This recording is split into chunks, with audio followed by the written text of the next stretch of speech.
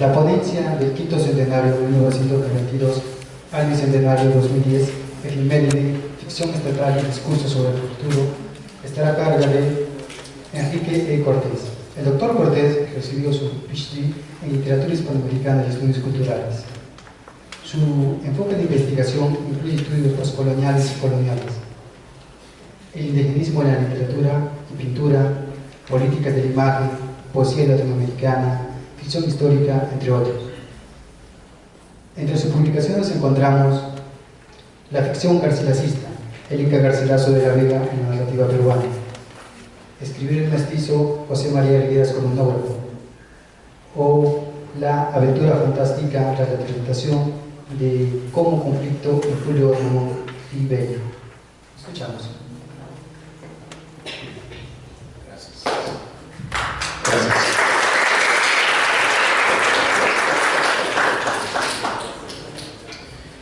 Bueno, en primer lugar me gustaría agradecer a José Gabriel Valdivia, al profesor Gregorio Torres, al equipo de Disexur, ¿verdad?, a cargo de Ruan Huarca, ahí está Daniela, Gladys, Orly, todos ellos que han hecho un fantástico congreso, una organización estupenda.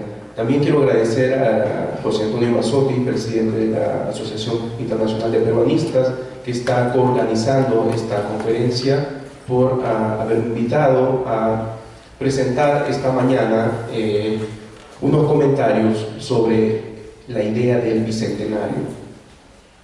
Estoy de acuerdo con Juan Yufra de que cuando hablamos de bicentenario estamos hablando de una independencia complicada, ¿no?, en el sentido de que fue una independencia criolla, en donde más que ver la posibilidad de una sociedad heterogénea, más bien se dio una suerte de continuidad del orden colonial, en cierto sentido. Entonces mi trabajo en general está direccionado a analizar un poco el vocabulario crítico, es lo que me interesa, ver cómo funciona el vocabulario crítico y si todavía nos sirve. Y uno de los términos que quiero revisar es este concepto del bicentenario. Quiero compartir en esta presentación algunas observaciones que nos permitan repensar la cuestión del futuro nacional a casi 200 años del éxito del proceso emancipador que celebramos como bicentenario. Mi primer apunte sostiene que esta conmemoración es una efeméride pendiente. He desarrollado este tema junto a Gwen Kilpatrick en la introducción del libro Estar en el presente, literatura y la nación desde el bicentenario, a partir de un argumento sencillo que parafrasearé enseguida y que ayuda a reenfocar la relación crítica que podemos establecer con celebraciones de tal magnitud nacional. La celebración del bicentenario, y esta es mi primera idea, es una efeméride pendiente. Si se observa con atención la cronología, resulta evidente que la revolución emancipadora de lo que hoy llamamos América Latina no fue un corte contundente con las potencias coloniales, ni hubo homogeneidad entre los procesos de independencia de los países latinoamericanos. Y si desde 2010 la palabra bicentenario se ha vuelto recurrente en el quehacer público de varios de los países que han constituido en 1810 una simbología patriota, lo cierto es también que tal celebración no ha sido unánime y se ha constituido en una oportunidad de cuestionamiento de los proyectos de país que se habían venido exaltando desde el siglo XIX. Pero el bicentenario no solo puede definirse como una efeméride pendiente por su significado en disputa, sino que incluso ateniéndonos a la lógica de las historias nacionales, la celebración bicentenaria aparece bajo el signo equívoco de la cronología. En la conmemoración de 1810, como cifra del nacimiento de lo latinoamericano, pareciera jugarse ese necesario error histórico del que escribía Ernest Renan con respecto a la práctica de la historiografía nacionalista. Esto se expresa en la misma constitución de las efemérides nacionales a lo largo de todo el continente, mostrando a la emancipación como un proceso que duró, en algunos casos, más de una década. Argentina, por ejemplo, celebra 1810 y 1816 como inicio y culminación de su periodo independentista. México celebra 1810 y 1821. Venezuela 1810 y 1811. Chile 1810 y 1821. Colombia 1810. Paraguay 1811. Ecuador 1809 y 1821. Estas fechas, no carentes de polémica dentro de las propias tradiciones historiográficas de cada país, ilustran la complejidad de lo que a veces denominamos bicentenario como una noción unidireccional y homogénea. De manera que incluso desde una perspectiva cronológica, el bicentenario continúa siendo un periodo de transcurso, una suerte de presente continuo que envuelve muchos años si pensamos en las celebraciones oficiales aún por venir. Y en este sentido estamos intentando comenzar aquí en el Perú con estas celebraciones. El Perú, por ejemplo, tendrá su bicentenario en 2021, aunque podríamos celebrarlo también en 2024. Guatemala, 2021. Nicaragua, 2021. Honduras, 2021. El Salvador, 2021. Costa Rica, 2021. Brasil, 2022. Bolivia, 2025. República Dominicana, 2044. Panamá, dependiendo de la narración histórica, podría ser 2021 o 2103. Y Cuba, por supuesto, 2102. De manera que no resulta excesivo afirmar el carácter pendiente de las celebraciones por el Bicentenario, y esto explica que, a diferencia de muchas otras efemérides, el Bicentenario no pueda ser consumida de una manera delimitada en el tiempo y valorada en función de cierto imperativo cronológico. El ejercicio de memoria y reflexión que convoca el Bicentenario excede los usos que tanto los discursos políticos como los del espectáculo le han propuesto. El Bicentenario, en ese sentido, es un estar en el presente, no solo porque con este término denominamos un proceso de más de 20 años todavía haciéndose, sino porque su recuerdo propone una pregunta no tanto por el pasado y su panteón heroico, sino por el presente, nuestro presente y el futuro del que éste se desprende. Este hecho invita, por lo tanto, a una reflexión desde el campo de la literatura. ¿De qué manera la lógica de la efeméride, como un espacio de ficciones estatales, permite explicar la producción cultural latinoamericana? Mi presentación estudia un caso específico, la forma en que Carlos Fuentes enfrenta casi en oposición la celebración del quinto centenario, es decir, no el quinto centenario en 1992, en su novela Cristóbal Nonato, y la posibilidad futura que implicaría celebrar el bicentenario en el epílogo a la edición del Espejo Enterrado de 2010. Entre ambas celebraciones, la obra última de Fuentes, tanto como escritor e intelectual público, encuentra, me parece, una cierta área de inteligibilidad. Esta lectura de la efeméride, que se desprende del caso mexicano, es útil para repensar la manera en que desde el Perú se empieza a abordar la cuestión del bicentenario, casi como si se tratara de una profecía al revés. De modo amplio, el objetivo final de esta presentación es mostrar cómo, en una época en que el discurso de la crítica literaria enfatiza el valor de lo postnacional, lo transnacional o lo globalizado, una celebración como la del Bicentenario continúa marcando buena parte de la producción cultural en América Latina, como lo atestigua este Congreso. En otras palabras, la plataforma de enunciación no es postnacional ni transnacional. Tanto como realidad política e imaginaria, la cuestión nacional, conflictiva e irresuelta en nuestro país, continúa determinando una agenda de producción literaria y crítica.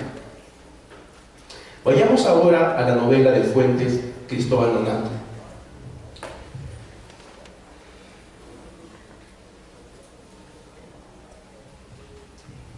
Publicada en 1987, Esta novela presenta una historia futurista que se ubica en un México apocalíptico de 1992. Es decir, la novela fue escrita 5 años antes, imagina, un futuro no muy futurista, digamos, ¿no? Solo 5 años, pero que es un ejercicio muy interesante.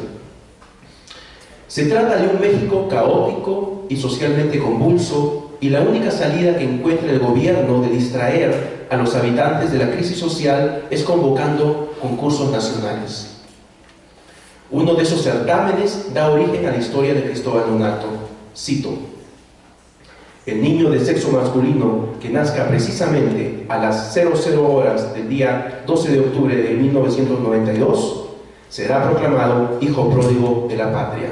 Fin de cita. Ante esta oportunidad, Ángel Fagaoa Oga, joven de 22 años, decide concebir a un niño que se convierta en el espléndido hijo del pueblo, un nuevo Cristóbal Colón para México del final del siglo XX y precisamente a 500 años del origen de lo americano, según la simbología que se cifra en la figura de Cristóbal Colón. Por supuesto, el personaje de Fuentes no está pensando en cómo cuestionar tal simbología, sino de modo práctico como una forma de solucionar sus problemas morales y económicos. De este modo, Cristóbal Nonato aborda el discurso colombino o sobre Colón ya no como espacio de elaboración biográfica, sino como un momento consolidado del origen, en este caso de la reproducción del poder en México.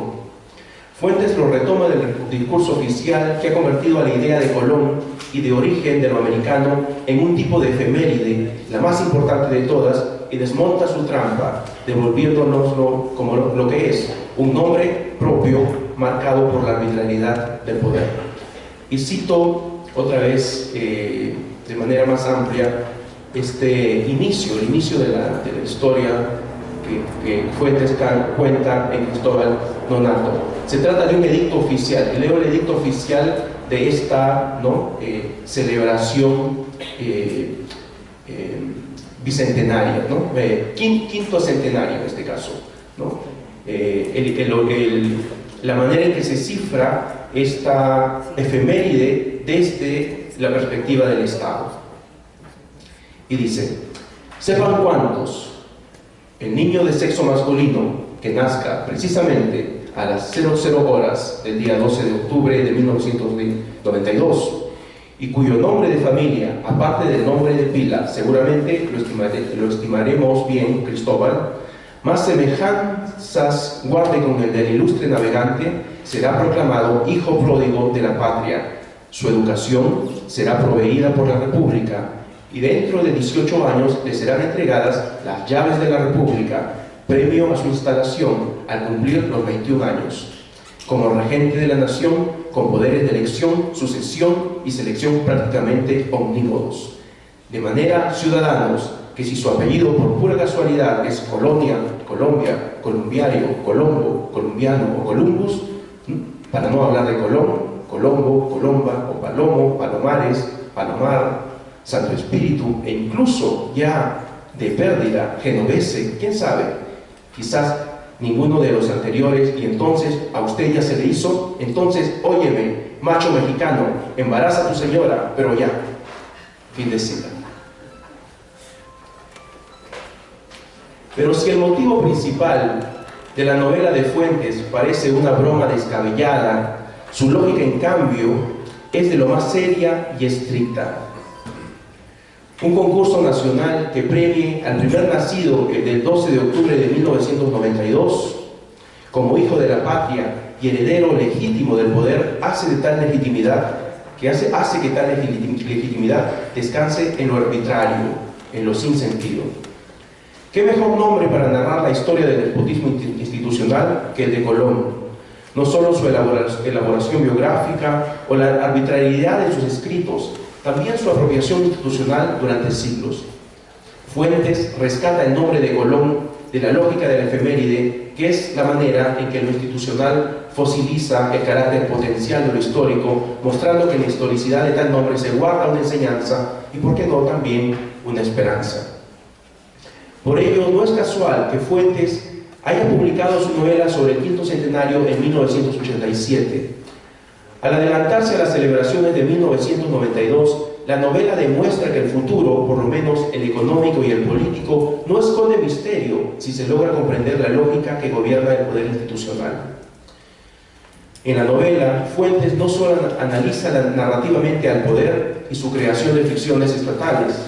El novelista, además de desmontar este poder, lo hace fracasar. Pero si en este fracaso se lee una distopía, como lo ha hecho buena parte de la crítica del libro durante los últimos 25 años, lo cierto es que tal distopía corresponde más al descalabro institucional que a los personajes asociados a ello. No a Cristóbal, que contiene en el nombre también una posibilidad utópica, ¿no? El nombre Cristóbal Colón es, desde el imaginario, europeo, pero también el imaginario americano, un nombre que encierra una posibilidad, ¿no? Puede que desde el momento de esta presentación, agosto de 2015, Cristóbal Nonato haya perdido su tensión futurista, pero no su gesto, su condición de reflexión desde la novela sobre el futuro no solo mexicano, sino también latinoamericano. Porque al liberar a Colón de la efeméride, como hace Fuentes en este libro, el pequeño aún no nacido también se libra de la lógica que este discurso implica como futuro. Por ello, con su nacimiento, Cristóbal Palomares tiene que olvidar. La novela nos conduce desde el momento de su concepción hasta su nacimiento. Es una novela que toma 9 meses, básicamente, los 9 meses del niño Cristóbal todavía no nacido, ¿no? 9 meses del niño Cristóbal en el vientre de su madre, ¿no? Y es una novela muy interesante porque el niño Cristóbal vive en el vientre de su madre, pero ese vientre es un vientre que es el vientre, es el lenguaje, ¿no? Vive en el lenguaje, ¿no? Y como sabemos, en el lenguaje está también la tradición. Es un personaje que vive en la tradición en ese sentido. La concepción, aquí es importante oponer concepción y nacimiento. La concepción aparece en el texto como un instante casi panóptico en que la voz de Cristóbal Nonato surge en el lenguaje, y todo el lenguaje es una tradición, como un estallido de luz que ilumina pasado y presente en un ir y venir vertiginoso. El nacimiento es en cambio un acabamiento, una manera de no ser, desde donde se inicia todo otra vez, desde donde el lenguaje puede comenzar otra vez. Aquí es posible situar la semilla utópica de la obra de Fuentes. Si cada nueva vida representa la posibilidad de transformación del lenguaje, la novela renueva la palabra futuro, el nombre Cristóbal. Recuperado de su fosilización por el poder estatal, adquiere en esta nueva posibilidad de lenguaje, que será la vida de Cristóbal Palomares, su sentido de promesa. Lo garantiza la condición de no nacido de Cristóbal, pero también la juventud de sus padres, el compromiso de estos últimos al final de la novela de quedarse en México, de comenzar de nuevo en el espacio americano, incluso si este espacio mexicano pareciera un espacio más utópico. ¿Cómo leer entonces a Cristóbal Nonato desde 2015 o, si queremos, desde 2021? Creo que una clave nos la da el mismo Fuentes en su breve reflexión sobre otra efeméride, la del Bicentenario. En su epílogo transitorio en 2010, texto que cierra la más reciente edición del Espejo Enterrado, Fuentes ofrece de manera sintética su visión histórica de lo americano. Más allá del balance histórico que convoca el Bicentenario, lo que interesa al escritor es encontrar respuestas para el presente. No se trata, como el título del texto en cuestión indica, de un epílogo definitivo. Al contrario, es transitorio, como énfasis de que el presente y su proyección futura son estados que se definen cada día. En Cristóbal Nonato, tal proyección se logra gracias al nacimiento que ocurre bajo la forma de una hecatombe del viejo mundo. Un mundo que se instaló en los discursos oficiales como nuevo, pero que pronto envejeció, exhibiendo quizá vicios aún más mezquinos que los de sus predecesores. Tiranías tanto europeas como indígenas que la novela denuncia aquí por igual. Pero si el lenguaje de lo literario en la novela de Cristóbal Nonato dramatiza este envejecimiento, el análisis del espejo enterrado establece un diagnóstico más distante. Lo que el mirador del Bicentenario permite a Fuentes es establecer una distinción, que el proceso de la cultura en América Latina tiene una lógica y un destino heterogéneo a los procesos políticos y económicos. Por ello dice Fuentes, en referencia a la cultura, cito, en Iberoamérica hemos hecho una cultura de la continuidad, fin de cita. En cambio, cuando se refiere a los proyectos económicos y políticos que se han desarrollado históricamente en el continente, afirma que estos siempre se han instalado negando a otros que negaron a su vez a otros, instituyendo un círculo vicioso. Parafraseando a Octavio Paz, Fuentes afirma que el poder ha establecido en cuanto a la economía y la política una incultura de la ruptura. Fin de cita. ¿Cómo identificar esa continuidad cultural tan central para pensar el futuro de América Latina en Fuentes? A partir de un reconocimiento. Cito, la mitad de los latinoamericanos, 200 millones de hombres y mujeres, tiene 30 años o menos.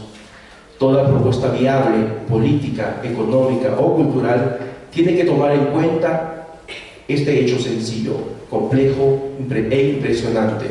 El nuestro es un continente de jóvenes. Fin de cita. Cristóbal Palomares, el personaje de Cristóbal Nonato, el nacido fuera de la ley que la efeméride del quinto centenario prescribía, cifra ese futuro, ese nuevo comienzo que también nos permite pensar el bicentenario. Gracias. Y para Enrique, en esto de las celebraciones, ¿no? La rebelión de Pumacahua ha sido soslayada, denostada y vilipendiada, ¿no? Y entonces el año de 1814 y 1815 es significativo como antecedente, no porque esté Melgar en 1815, claro, podría ser, ¿no? Pero Hamlet también ya está reflexionando sobre esas cosas, ¿no? Realmente nosotros tenemos un problema ya con 1821 y 1824, es un caso sui generis. Pero también, creo yo, no sé si te puedes comentar algo al respecto sobre esto de 1815, la rebelión de Pumacahua, que Zapata, el historiador Antonio Zapata, dice concretamente muchas, hay en Sicuani, comenta él, había una especie de lo que también hay en la Plaza San Martín, ¿no? De Pumacahua, y siempre fue manchado, roto, ¿no? Hay no sé, la imagen de Pumacahua es, pues, no sé, medio extraña, como traidor, y Zapata lo dice como el limeño muy humorístico, dice, bueno, pues es uno de que fue un derechista y después se pasó a la izquierda, dice él, ¿no? Entonces, la imagen de Pumacahua y respecto a 1815 como parte también de un bicentenario, ¿no? Muchas gracias, José Gabriel, por tu comentario, pregunta, porque en realidad plantear, ¿no?, el 1815 como una fecha también significativa en las celebraciones del Bicentenario es básicamente complejizar aún más esta noción de Bicentenario, ¿verdad? Y un poco mi lectura, mi propuesta es, leyendo a través de un poco de la obra de Fuentes, es señalar que, a diferencia de otras efemérides, la efeméride del Bicentenario es una efeméride difícil, si se quiere. Difícil en el sentido de que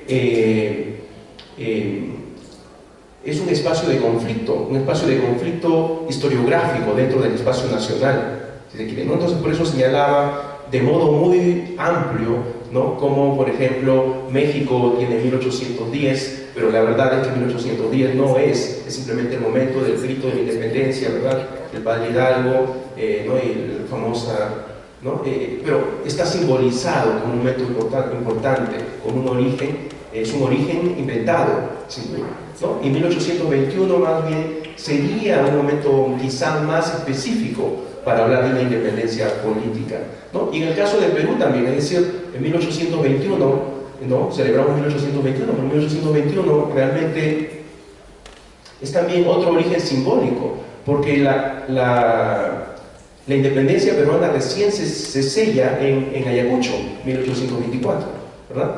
Entonces, ¿no? Como digo, la cuestión del Bicentenario es un espacio complejo, de polémicas, ¿no? Los historiadores vienen discutiendo sobre el tema muchísimo, sin duda, pero algo interesante es que nosotros, desde, digamos, los espacios no estatales, podemos cuestionar esas simbologías, ¿no? El hecho de celebrar un bicentenario para Mariano Melgar, por ejemplo, cuestiona un poco la manera en que se ha organizado, ¿no? La simbología del bicentenario. El hecho de considerar también a Mateo Pumacahua como un momento importante del bicentenario es otra manera de cuestionar el orden oficial, ¿no? Entonces, lo interesante de, creo, esta efeméride es que es un espacio de negociación simbólica entre lo que se considera oficial desde la perspectiva del Estado y lo que nosotros como diferentes estamentos de la sociedad civil podemos hacer, ¿no? Podemos negociar ese significado y a partir de allí quizá construir una narración de lo peruano más inclusiva, ¿verdad?, para el futuro. Gracias. Me dicen que me toca una última pregunta, gracias. Esta pregunta es para Enrique. Enrique, aprovecho que estás ahí para preguntarte sobre la idea del nonato. Tú sabes que estoy trabajando eso y específicamente me interesa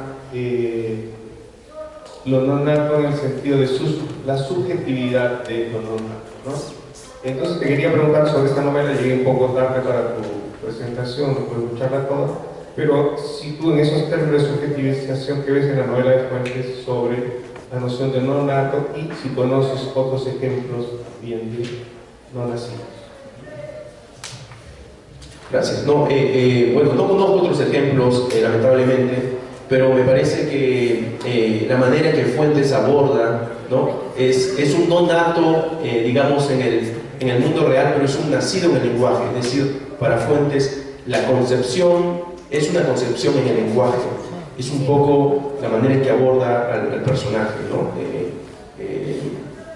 Es decir, la historia de México está en el lenguaje, ¿no? Un poco, y es un poco lo que explora en la novela, ¿no? Entonces es un no nacido, digamos, en el mundo real, ¿no? Pero la concepción es ya concepción en el lenguaje, ¿no? Lo cual es interesante y quizá políticamente problemático, ¿no? Porque dar esa subjetividad al no nacido, ¿no?, tiene consecuencias sin duda políticas prácticas en nuestro momento, ¿no? Es decir, casi una concepción católica, ¿no?, del no nacido.